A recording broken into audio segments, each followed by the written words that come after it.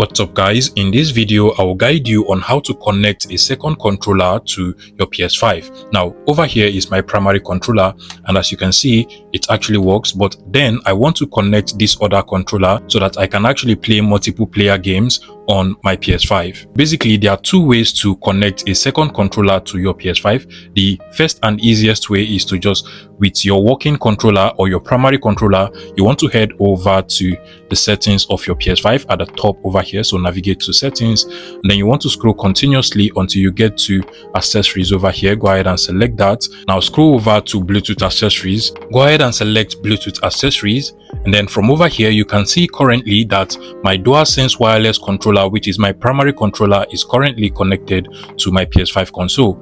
And so to connect our second controller over here, you want to first of all make sure you put your second controller on pairing mode, and the way you do that is quite simple. You just want to long press on the PlayStation button and the share button at the top left corner over here. So just press both buttons simultaneously for 5 seconds. You're also going to notice the blue light on the controller blinking, meaning that it is now on pairing mode, and you can also find it over here on our PS5 console now. Now finally, to connect your second controller, you want to use your primary controller. Just scroll down and then go ahead and select your second controller over here. Give it some few seconds and then just click on yes. First things first, if there is an update that is required for your second PS5 controller, then you just want to go ahead and update it. If there is no update, then you can just use your second controller now and then just select your user. In this particular case, I'll select this user.